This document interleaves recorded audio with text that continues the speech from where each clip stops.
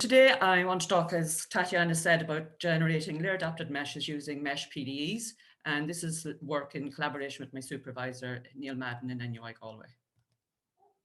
So our motivation for this research is, our goal is to generate layer-adapted meshes by solving certain differential equations called mesh partial differential equations, or MPDEs.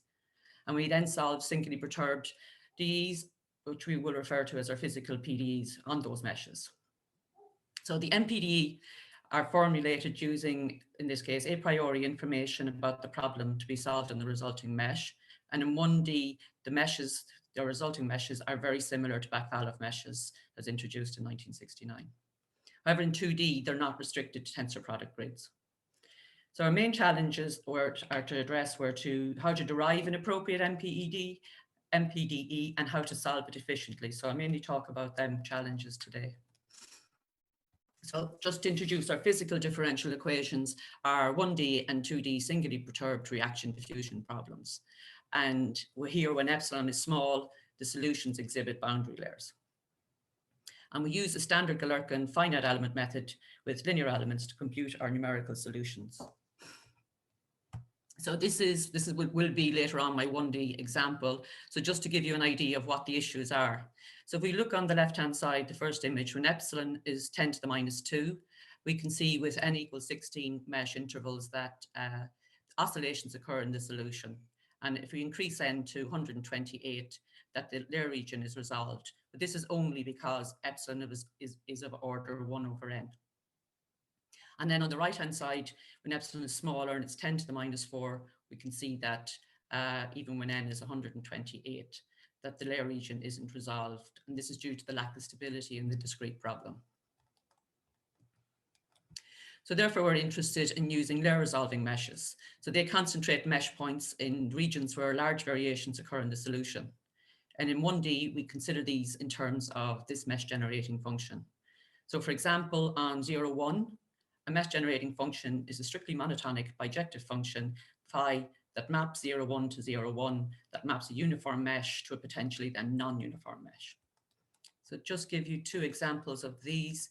So on the left, this is when phi of xi is equal to xi. So it's a linear transformation, so our resulting mesh is uniform again. And on the right-hand side, our mesh generating function is that phi of xi is equal to xi to the power of 4. So we can see that the resulting mesh is graded and that it's concentrated towards x equals to 0. So then just to introduce the back-Faloff mesh, and for that, for our back-Faloff mesh for a 1D reaction diffusion problem whose solution has one layer near x equals to 0 can be expressed in terms of this mesh generating function. And we can see that for t between 0 and tau, that the function is logarithmic and that it's linear elsewhere. And here, sigma, beta, and q are all constants. And this is a nonlinear problem, and we need to find tau such that the derivative of phi is continuous and that also maps from 0, 1 to 0, 1. So just to show you an example of that. So here we can see that chi of t kind of goes from the point 0, 0 through tau, chi tau, up to q1. And here q is the proportion of mesh points that you want in the layer region, and here it's 0.5. And to the right of tau, we can see that the resulting function is linear and includes the points tau, chi tau, and 1, 1. And what it actually is that tau is just chosen so that that line is tangent to chi of t and includes the point 1, 1. So we can see if you look, the resulting mesh, on the left-hand side there, you can see that between chi of tau and 1, the resulting mesh is uniform. And if we look then down into between 0 and chi of tau, the resulting mesh is graded and concentrated more x equals to 0. So there's an alternative way of generating this mesh, and we can do this by equidistributing the function rho as shown here that was presented by Linz in 2010. And again, our sigma, beta, and k are constants. And the idea is that we compute a mesh, omega n, such that the integral of rho on each interval is equal to 1 over n times the integral of it over the whole domain, or that the integral is the same on each mesh interval. And this is still a nonlinear problem, but it's easier to solve. So just to show you kind of, I meant to actually say this, sorry. So go back there for a second. So in our row, if we look at it, the second term dominates when X is small. And then the 1 dominates, or the 1 is the max when X is larger. So then the idea is here, you can see that where rho is equal to 1, our mesh outside our layer region is uniform, to ensure that we get our that the integral is the same on each mesh interval. And we can see that then inside the layer region, where rho is larger, the smaller the value of X is, that our mesh is graded closer to X equals to 0, as we found when we looked at the other method of generating it too. So then we were looking then at moving mesh PDEs, and they were presented by Huang, Ren and Russell in 1994 as a way to generate potentially non-uniform meshes. So a PDE whose solution is a mesh generating function is posed. The PDE features a coefficient rho, and rho controls the concentration of points in the resulting mesh. And typically rho depends on local error estimates for the solution in such a way as to concentrate mesh points in regions of larger error. However, we're going to just use that basic idea to generate a priori back ballot style meshes. So then how did we derive our NPDE? Well, we did it by considering the equidistribution principle as a mapping from our computational domain to our physical domain. And it had to satisfy that the integral from a to x of chi of rho is equal to chi times the integral of it on the whole domain.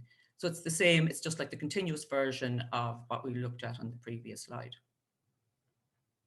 So we differentiate this twice with respect to xi. We get a nonlinear NPDE, and it's a Poisson equation with where rho is the coefficient to determine the location of mesh points. And here we need boundary conditions just to ensure that the resulting mesh fits into being a mesh generating, or the resulting solution fits into being a mesh generating function. And the solution to 5 is a back-Valov mesh when rho was defined on previous slides. And since this is a nonlinear problem still, we use a fixed point iteration method to find a solution. So just to show you how the mesh evolved, this is when n is 64 and epsilon is 10 to the minus 3. So we can see that at each iteration, there's roughly 1 mesh point is being added into the layer region. And when we get enough mesh points into the layer region, we find then that it converges quite quickly. So from this, we just found out, we can see that if n is small, we get a solution quickly, and if we give it a good estimation, initial estimation. So we decided then to improve the efficiency of the method that we'd start with a mesh of 4 intervals, apply 3 iterations of the NPDE, then interpolate that solution onto a mesh with twice the number of mesh intervals, and then repeat steps 2 and 3 until we reach the required number of mesh intervals, and then iterate until the stopping criteria is achieved. And we found this reduced the number of iterations required to have order log 2 of n instead of order n. So just to show you how it evolves then, for the same example with n is 64 and epsilon 10 to the minus 3. So starting with 4, and we can see that it's very quickly, it takes roughly the right shape and it converges much quicker than previously. So, okay, so then for the original algorithm, the number of iterations required were very dependent, highly dependent on n, as I said, n over 2 iterations roughly. And then with the new algorithm, which is much quicker, it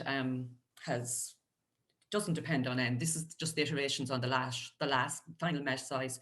And remember that the other iterations have been generated on smaller meshes and so are less kind of computationally expensive. We can see here that there's only a very slight weak dependency on epsilon. So this is the same scalar 1D reaction diffusion problem that I kind of mentioned earlier. We can see here that on our NPDE mesh, which is the blue line, that when epsilon is 10 to the minus 4 and n is only 16, that we're resolving the layer region. We also just show it transformed onto the computational domain. And we can see that in the computational domain that there's no sharp layer existing in the solution. So it looks good, but let's also talk about error measurement.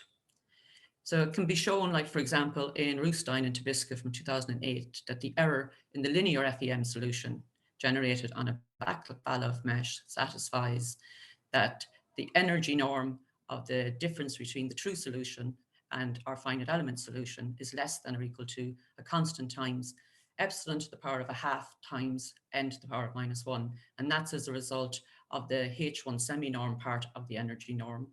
And then the second term, the n to the -2, is as a result of the L2 norm part of the energy norm. So in practice, we don't use the true solution. We compare our linear FEM solution with a quadratic FEM solution to compute our errors. So for this 1D problem, this is the plot of our errors. And we can see that we're getting robust linear convergence and that it scales like root epsilon as we expected. So then we move on to 2D problems. So arguably in 1D, the method outlined has no advantage over other methods of equidistribution. And this would also be true in 2D if we restrict our interests to problems for which tensor product grids are appropriate. So therefore, I'm going to present a scenario where a non-tensor product grid is more appropriate. And just to note as well, like the solution to the MPDE only determines the location of the mesh points. Okay, and in 1D, this would result in a unique mesh. However, in 2D, we also need connectivity. That's like how all our mesh points are joined up together and the shapes of our elements. So here, what we've done is our adaptive mesh inherits the connectivity from a uniform mesh. So to present a numerical result here for our 2D problem, this one has spatially varying diffusion. So we can see there the two highlighted terms, that epsilon, or the kind of the coefficient of the diffusion term, is not constant anymore. And if we look at the image on the left-hand side, we can see that the layers in the resulting solution are varying with, both near x equals to 1 and y equals to 1. And on the right-hand side, we just have it transformed back onto our computation domain again, and we can see that there's no sharp layers again in our solution.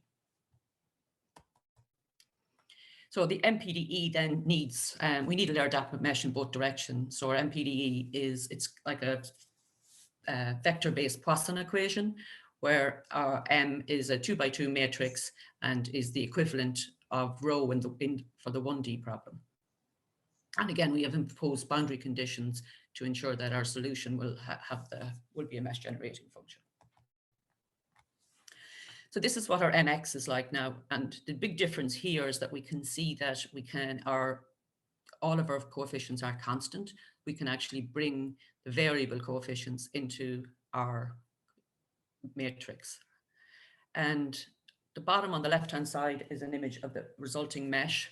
And we can see that the points are concentrated in a way that is appropriate for the solution on the right-hand side, and that they vary in width, and that the grid is not a tensor product grid, it's not square on each other.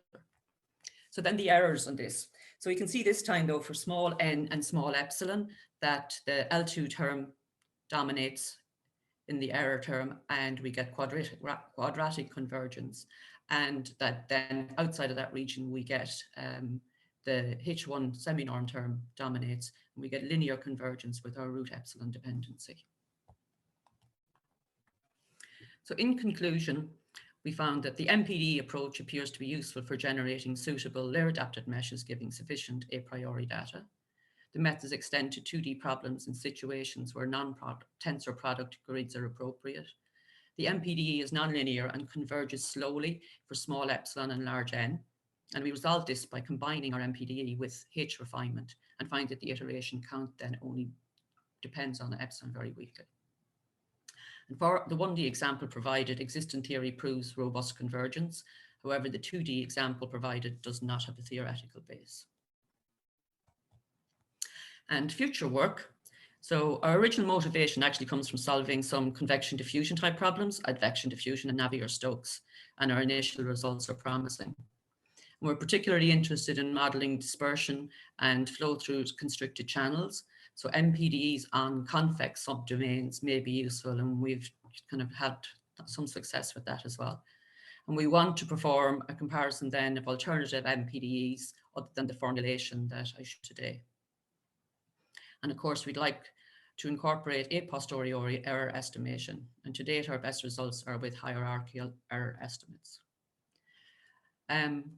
So the results for this, and our source code are available in a preprint, which is on the osf.io website. So just these are my references: Backvalov, Huang and Russell and Wren, Linz, and Roisin and Tobiscus, and just to acknowledge the IRC and thank them for their funding of this, and of course Neil for all his help.